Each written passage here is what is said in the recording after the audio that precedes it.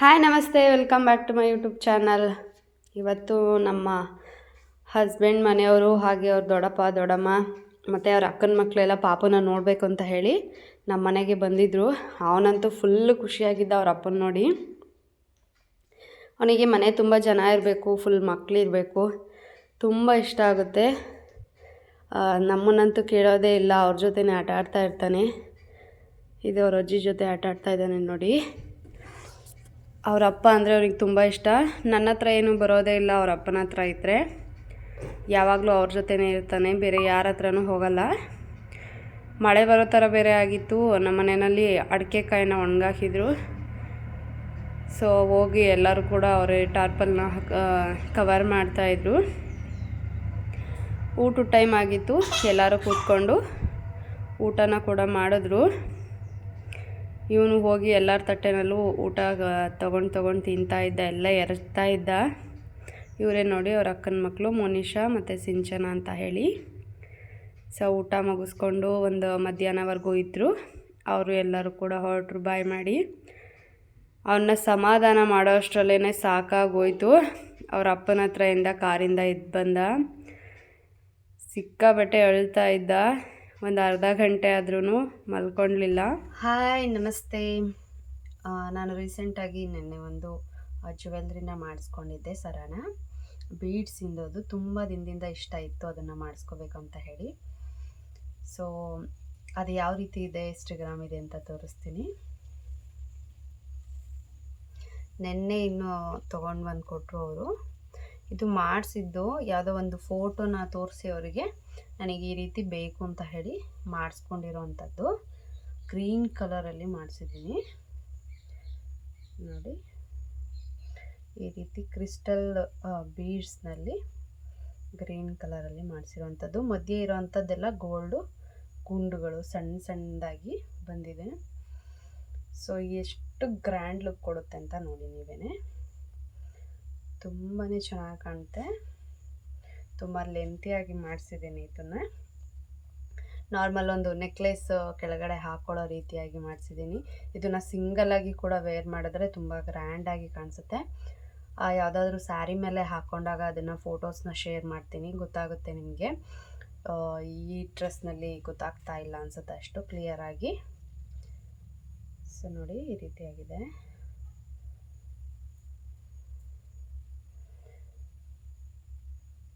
Full gold ಸಣ್ಣ ಸಣ್ಣ ಗುಂಡನ್ನು ಹಾಕಿದ್ದಾರೆ. ಯಾವ ರೀತಿ ಇದೆ ಅಂತ ಹೇಳಿ ಕಮೆಂಟ್ ಮಾಡಿ. ಇನ್ಸ್ಟಾಗ್ರಾಮಲ್ಲಿ ಯಾವುದೋ ಒಂದು ಪೇಜಲ್ಲಿ ಇದನ್ನು ನೋಡಿ ಸೇವ್ ಮಾಡ್ಕೊಂಡಿದ್ದೆ ಫೋಟೋನ. ಸೊ ಇದು ಎಷ್ಟು ಗ್ರಾಮ್ ಇರ್ಬೋದು ಗೆಸ್ ಮಾಡ್ತೀರಾ?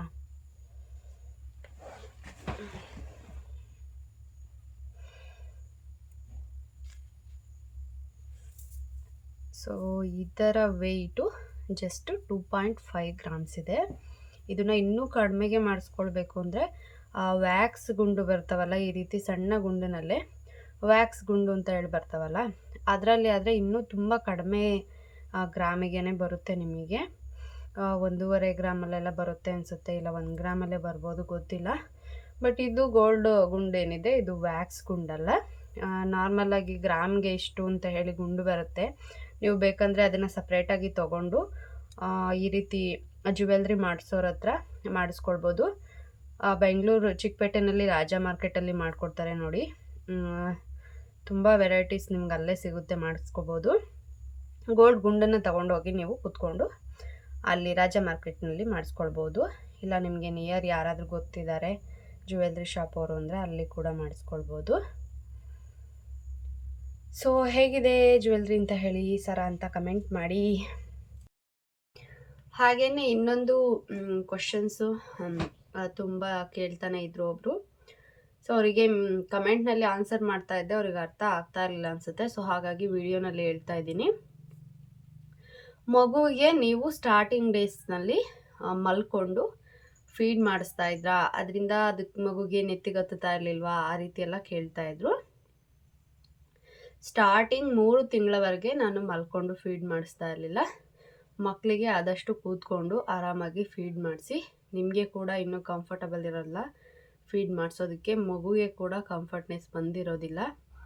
ಹಾಗೆಯೇ ಮೂಗು ನೋಸೆಲ್ಲ ಮುಚ್ಕೊಳ್ಳೋ ಅಂಥದ್ದು, ಉಸಿರು ಕಟ್ಟೋವಂಥದ್ದು ಆ ರೀತಿ ಆಗುತ್ತೆ ಮಗುವಿಗೆ. ಅದು ನೈಟ್ ಟೈಮಲ್ಲಿ ಅದು ನಿದ್ದೆ ಮಾಡ್ತಾ ಇರುತ್ತೆ, ನೀವು ನಿದ್ದೆ ಮಾಡ್ತಾ ಇರ್ತೀರ. ಮಲ್ಕೊಂಡು ಆರಾಮಾಗಿ ಕುಡಿಸ್ತಿರ್ತೀರ, ನೀವು ನಿದ್ದೆನಲ್ಲೇ ಇರ್ತೀರ. ಸೊ ಅದಕ್ಕೆ ಬೇಕಾದಷ್ಟು ಹಾಲನ್ನ ಅದು ಕುಡಿಯೋದಿಲ್ಲ.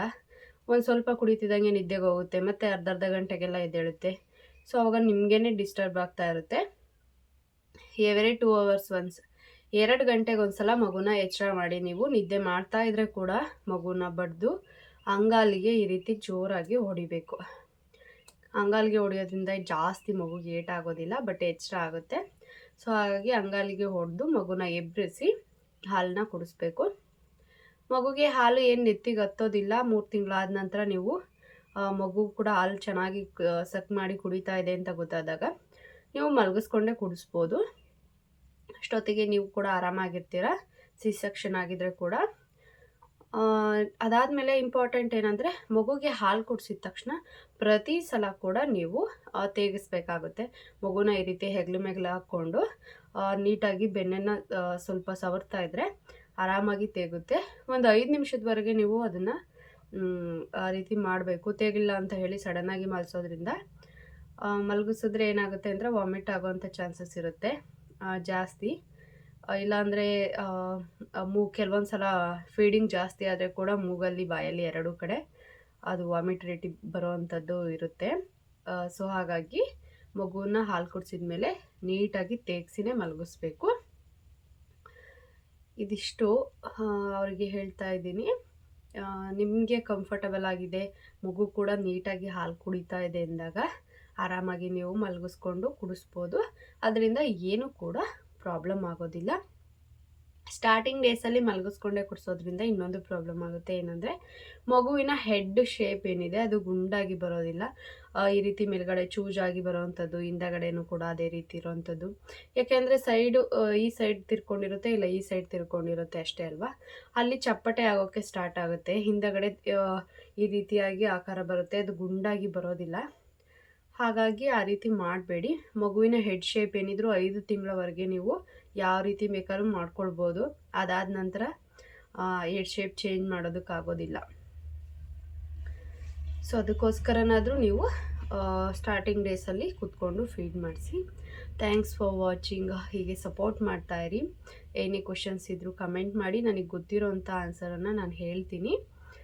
Thank you.